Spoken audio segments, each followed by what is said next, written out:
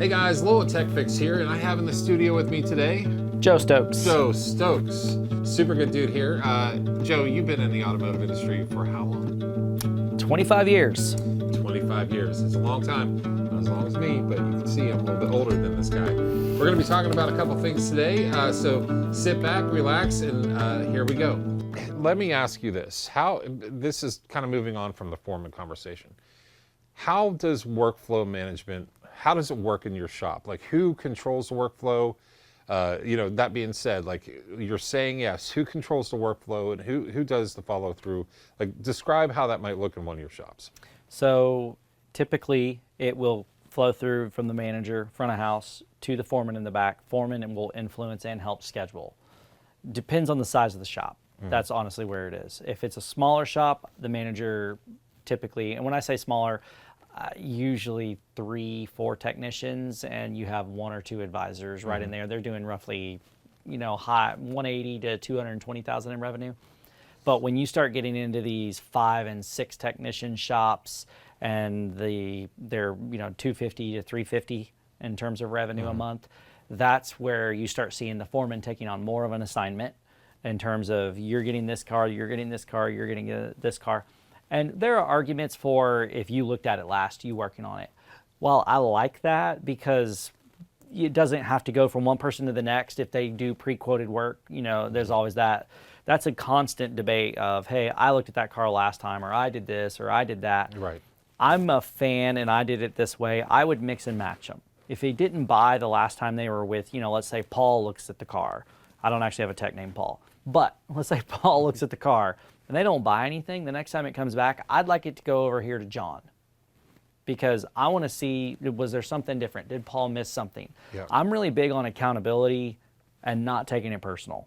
Don't take it personal. You may have had an off day. You may have gotten bad news that day. Anything could have been going on. You may have had a huge distraction with a waiter and somebody was saying, hey, they're lighting the front of house up. They're yelling at people. And that happens. And that may have been, then they're coming back there saying, hey, man, this car's got to get done and all this other stuff. And you cut that inspection short. That might have happened. And everybody's human. I don't want to pretend that we're not. But that's also why I like having, if Paul looked at it, then John look at it. And if it's something they want to buy that Paul quoted, then obviously it goes back to him. It 100% does. And if I need to throw a bone over here to John, I'm fine doing that too. So there's arguments that, it's taking too much time. There's too much to watch. And while there's a little bit of that, I'm never going to shy away from, quote, doing the right thing or something that might improve somebody or the business because it's too much work. It's just put more hustle in your step and make it happen. Like pulling cars off a lift, I would run 17 to 20 cars a day on my lifts. It was in and out all day. I don't care if I'm pushing them or pulling them. Let's go. Just do them. And people stand around, and I see it often, moan and groan in the time it would take them to get the car out. It's like, realistically, if the car's on all fours and it runs, you can have it off of a lift, on the ground, in it, and in a parking lot in under 30 seconds. I mean, and then you bring the keys back in, hang them up, it's whatever. Or grab, if you're really smart, you have the other keys, you go out to the parking lot one time, grab the other car, pull it back in, listen to the thumps, test the wipers, test the lights, look for warning indicators, AC, heat, all that's been tested on the drive-in. We have a huge parking lot in most of our stores. So that's what I always did.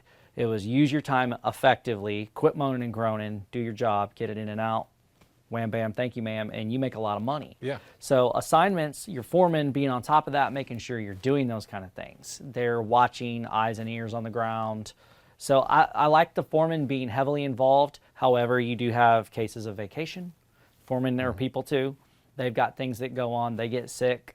So that's where the manager needs to be familiar and up to speed of everything that's going on. And they meet on the regular without having to drag the whole team. Right. And they could come in there and say, hey, this is going. What are the promises?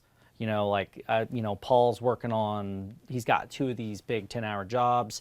What are these promises on these other small things? Do I need to pull inspections away? Does he need to get those done before we give him more? And is John about to open way up? And things like that. So there's that management side, and that really needs to be coordinated front and back via the manager and your foreman. And if that's running and everybody's clear about it and they walk out and say, hey, John, this is going here. As soon as you wrap that up, jump on this and this and this. I just put these inspections in your bin, or I signed them inside of your, whatever POS you're running. I signed them to you. Go jump on it. And they're like, right away. and they can expect it, you don't have problems. It's when everybody's quiet, you secretly put a ticket in a bin, you don't say anything. That's when you have or you technicians click snap in out, there yeah. and it's on the thing, and I wrote end of day, but I didn't say anything. And this guy's out there with air hammers in his ear, tire machines going off, somebody's got country music on this side, rap music on this side, everything under the sun. He doesn't know there's a white piece of paper or that his screen had something assigned to him. Yeah. And now it's end of day. Somebody missed the mark because nobody wanted to communicate clearly.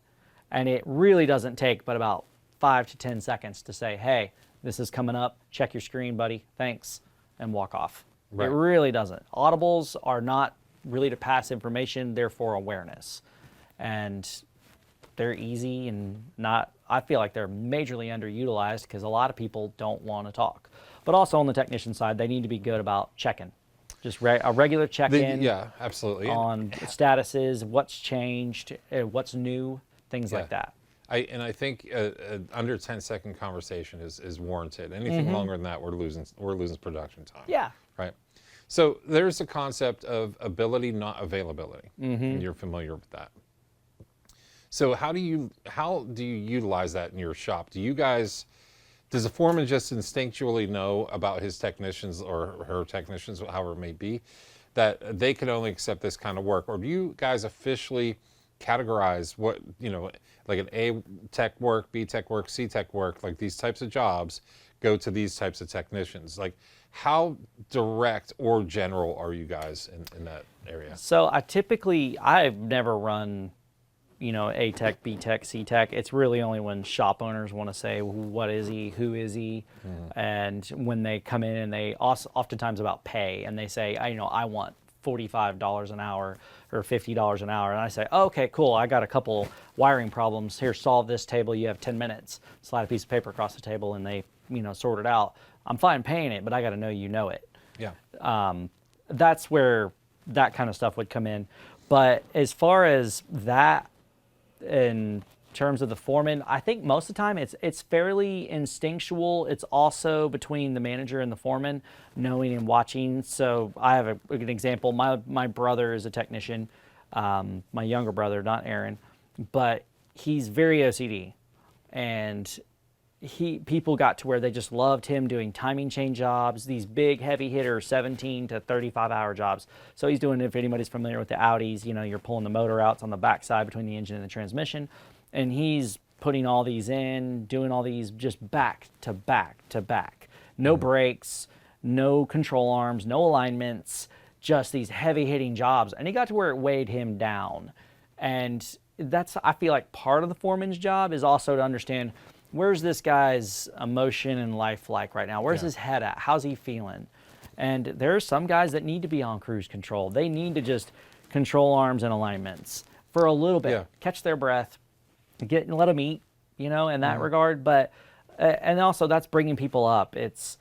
I'm not a fan of, stay in your lane, because at some point you need to be able to go from easy street to technical street. Yeah. Because I can't bring your pay up if you can't sling timing chains. You don't need to be over $40 an hour. I would argue 35 an hour.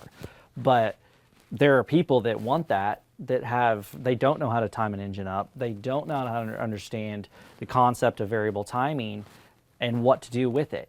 So that's where you as the foreman have to understand, okay, and I look over your history of your job work, and you can quickly do this in most point of sales, is look up timing jobs or look up any difficult job you do a lot of and filter it by that technician. How much of that work are they doing?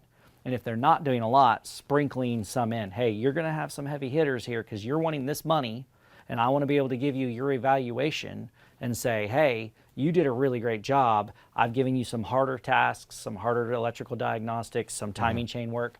You made quick work of it. You got through the job timely. No jobs were having to pull away. We didn't have to shy inspections away.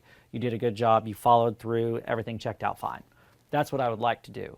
Now, if it doesn't, and this guy effectively sinks, needs a lot of help from the foreman, maybe he has to retime the motor a couple times, maybe he misses the mark on the electrical diagnostic, things like that, and he doesn't understand a concept.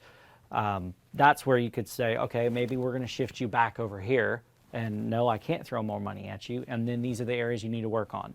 So I will hand you more jobs that are a lighter weight as much as you can, because you don't always know. When a car comes in broken and it's diagnostic, unless you already know what's wrong, and then I feel like there's an ethical line there you're crossing to let somebody over here experiment when you know what's wrong. But to get them involved, hopefully it's not too deep, and get some wins under their belt. And them to understand it, they can start saying, okay, I understand this concept a little more. Like, something like voltage drops. That's it's super simple, but it's heavily underutilized. Absolutely. And there's a lot of guys that don't, they'll do starter tests and won't do a voltage drop in my mind, you don't sell a starter without a voltage drop, period, end of story. It just makes sense, because it's really terrible is to put it in there and say, oh, it still cranks slow. I put a starter and a battery in it. And by the way, that battery cable smells like it's on fire. It's just common sense. Well, you would think is common. But those kind of things, you just get those wins under their belt, getting them understanding that actual theory needs to be utilized in your daily groove of working through electrical stuff, and quickly being able to go to it on your own without somebody else coming along and saying that. So this is a really long way of saying some instinct is in there, but I like personally to use record keeping and just going over their workflow, filter out what they've been doing the 90 days and seeing the titles of all their work. Are you on easy street, or are you doing a lot of hard jobs? And if you're doing a lot of diag and hard jobs, and I can also look at coordinating your pay and your hours. So you're doing a lot of diag timing components and you got a lot of hours too, well, you're obviously moving through it. So that's a good sign, and I can now evaluate what I can give you versus, availability and ability. I have a guy he could be booked up and I wouldn't question to give him more work and stack it on top of him versus the other guy. And even though I know he's going to be super duper busy, but the more pressure I put on him, the better he performs. The more he speeds up, the better he does. Where the other guy, more lackadaisical. I got time.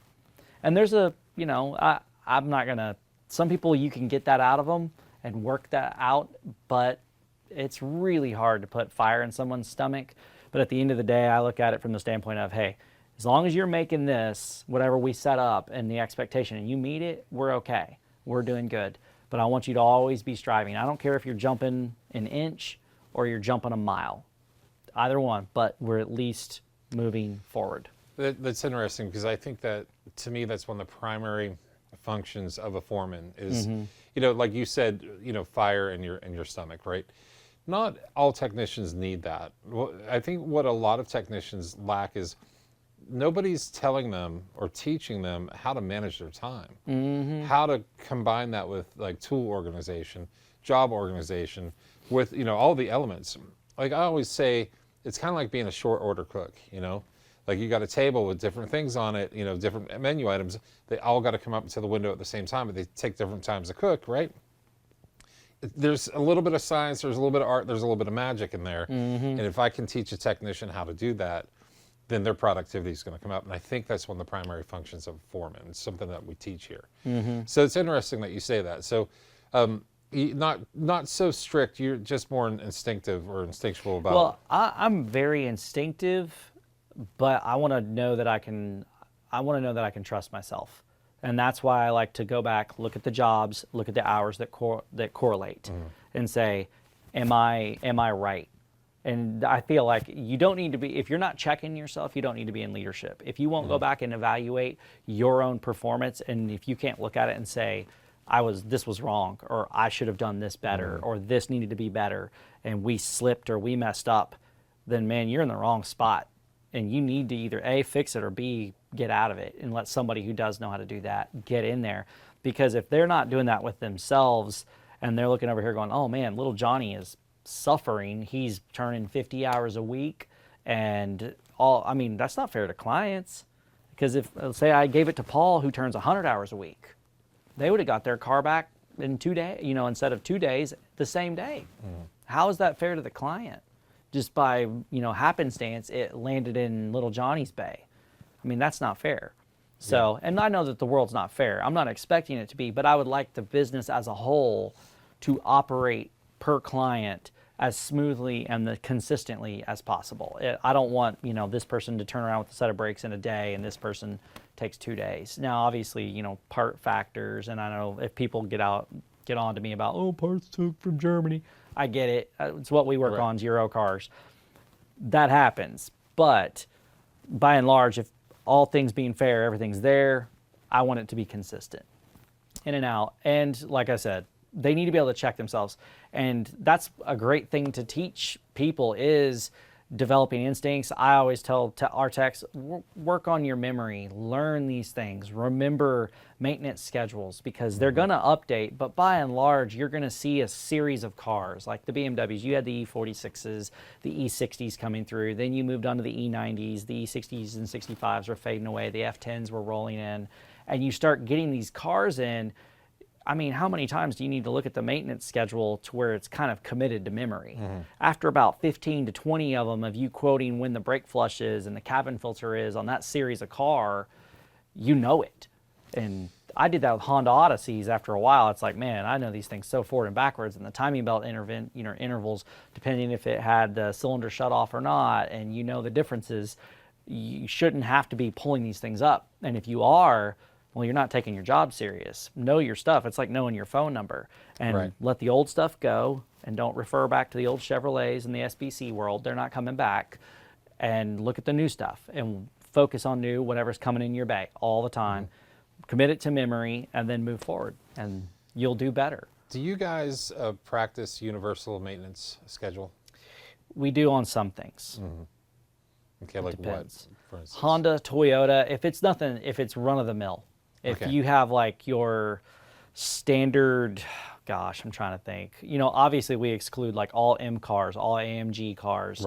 Anything where it's got a special tag from the manufacturer, we'll exclude it. And most of our universal, I say that with the air quotes because we'll get it from the oil manufacturers that we 100%. use. I don't want to just say, oh, I pulled this out of the ether. I want actual documentation. So if a customer says something, I can say, well, hey, this is the manufacturer of that fluid, and this is what they recommend. So that's why I'm going with that. And then you explain the whole EPA cost of ownership guidelines that manufacturers have to abide by to a client that, hey, they're going to try to make this cost of ownership as cheap as possible. And that's where this comes from. Will it last 2 years only doing one oil change? Probably. But after that, you know, God only knows what it's going to be like. Or as JD Power and Associates calls it, joy of ownership. Right? Same thing. Exactly. I've always been an advocate of universal maintenance schedules because of that. Because why is Honda transmission being changed out at 45,000 miles, the fluid, and the Toyota's at 60? Same part number, same bottle. You know, it doesn't. All in both transmissions came from Asian Warner, and I've same clutch packs. It's like built them right next to each other, side by side. You can barely tell them apart. Not much different. So that's interesting. If you fix the cars, you fix the shop.